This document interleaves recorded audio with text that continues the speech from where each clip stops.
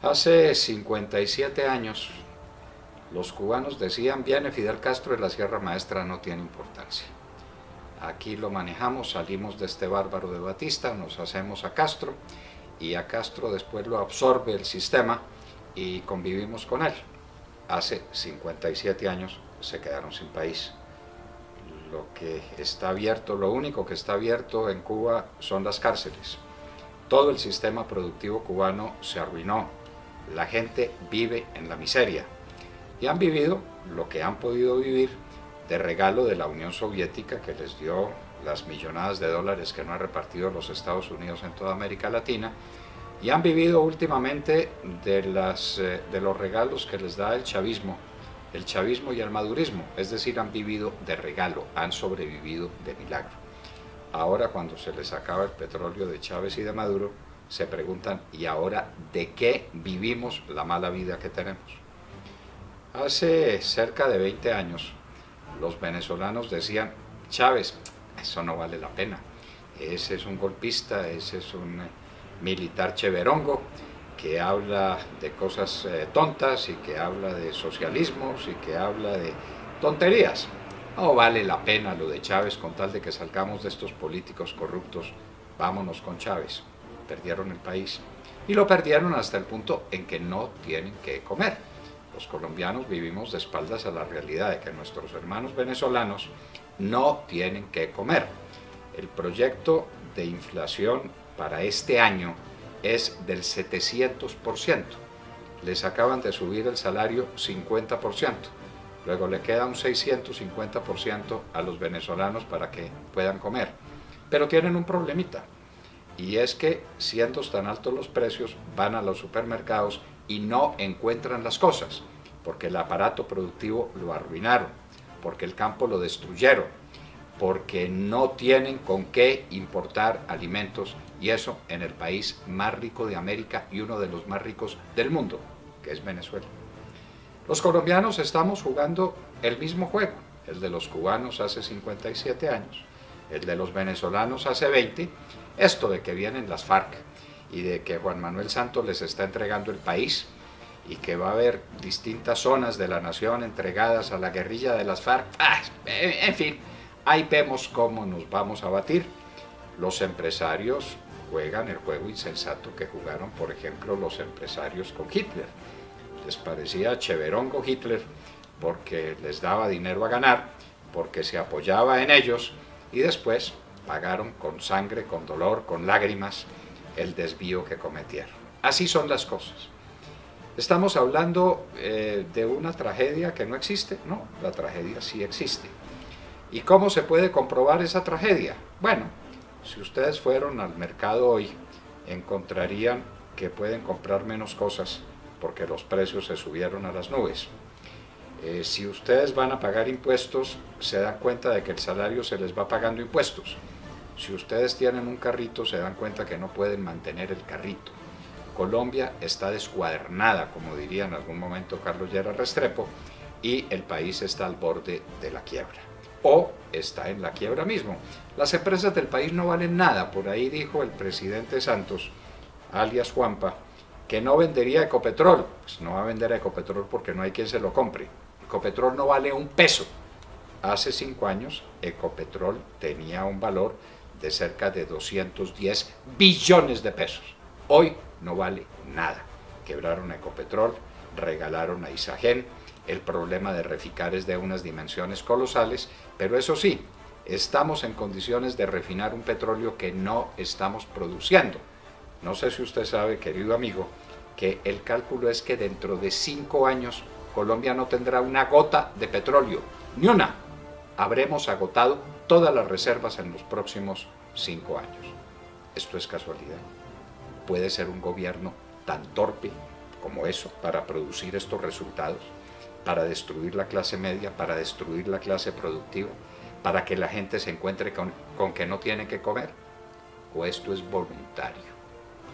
Y ustedes se preguntarán: ¿cómo? ¿Hay alguien tan loco, tan malo, que destruya un país a sabiendas? Sí, señores. Los que quieren hacer de Colombia un país comunista están dando el primer paso indispensable para que un país sea comunista, y es que esté en la miseria. ¿Ustedes tienen noticia de un país rico que se haya vuelto comunista? ¿Ustedes tienen noticia de un país próspero y de un país seguro en sí mismo que se haya dejado manejar por una banda de truanes y de canallas? Eso no existe. La primera condición para tomarse un país es pauperizarlo. La pauperización es un término que no me estoy inventando, es un término completamente caro a los comunistas, que saben que solo pauperizando las naciones las pueden dominar. La gente en la pobreza se prende de cualquier cosa, y un Estado que les tire una migaja de pan les da lo suficiente para comer. En eso andan todavía algunos venezolanos, diciendo, somos Maduro, de Maduro, porque Maduro nos da unas migajas de pan. Eso es lo que está pasando. La ruina, la quiebra de Colombia no es una casualidad. De lo que se ve venir, tenemos un ejemplo muy claro con lo ocurrido en Conejo, La Guajira, municipio de Fonseca. El gobierno de Juanpa, con la plata de ustedes, queridos amigos, se trajo unos bandidos que estaban en La Habana en un jet charter privado. ¿Ustedes han montado alguna vez en un jet privado? Estoy seguro que no. Ellos sí, estos asesinos, estos canallas, estos secuestradores de niños, montan en jet charter costeado por ustedes. Pasaron una noche en Valledupar, pero no en un cambuche, por supuesto. Lo pasaron en el Hotel Sonesta, por cuenta de ustedes. Al día siguiente, los esperaba un helicóptero, pagado por ustedes, que los llevó a Conejo, en La Guajira. Y oh sorpresa, a La Guajira llegan, no se sabe la cifra exacta, 200, 300, 500 guerrilleros, armados hasta los dientes, con cananas llenas de balas, con fusiles de última generación. Los fusiles malitos que tenían eran los Galil, robados a soldados asesinados por ellos. No hay otra forma posible de que un guerrillero tenga un Galil sino sobre la base de un soldado muerto. Muy bien, 200, 300 o 500. ¿Cómo se movilizan? ¿Cómo llegan 300 bandidos de esos armados con fusiles de última generación hasta un municipio de La Guajira que queda, un corregimiento de La Guajira que queda al pie de Fonseca? ¿Dónde está una de las unidades militares más importantes del país? La unidad Rondón. ¿Por qué no se movilizó? Porque tenía orden de violar la Constitución y la ley, porque tenía orden de quedarse en su sitio, porque tenía orden de entregarle la tierra colombiana a los bandidos. Pues ahí estuvieron. Se tuvieron que movilizar por la noche, la pasaron tranquilamente. Al día siguiente estuvieron todo el día en Conejo, oyendo unas arengas. ¿Dichas a quiénes? ¿A la gente del Conejo? No solamente. Trajeron buses, más de 30 buses se dice, de distintos lugares de la costa, con gente que venían a oír esas arengas. 30 buses no se movilizan fácilmente. Vaya, contrátelos y después me cuenta cómo es, y llénelos de gente, y dele a esa gente comida, y desayuno, y almuerzo. Háganlo por experimento. Pues llegaron al Conejo, oyeron a estos bandidos de las FARC echarles las arengas que quisieron, se tomaron la escuela. Asaltar una escuela con fusiles es un delito de lesa humanidad, de esos que no se perdonan según el Tratado de Roma. Pues eso hicieron. Como tenían hambre, llegaron a la finca de un vecino y le mataron 10 novillos. Pues no importa, 10 novillos, no son ustedes los dueños de los novillos. No nos duele el dueño de esa finca que fue de esa manera expoliado. Pasaron todo el día. Dueños y señores del pueblo. Dueños y señores de la situación. Al final, en carros muy lujosos, en 4x4, como se dice de esas camionetas, emprendieron el camino. ¿Con qué rumbo? Nadie sabe. ¿A qué distancia? Nadie sabe. Hay una cosa que sí sabemos, y es que el ejército tenía orden de abrirles paso. El ejército de Colombia, nuestro glorioso ejército, comprometido en un acto de violación a la ley y a la Constitución, porque los despejes están absolutamente prohibidos, y porque la orden de los militares es atacar a bandidos armados donde quieran que los vean.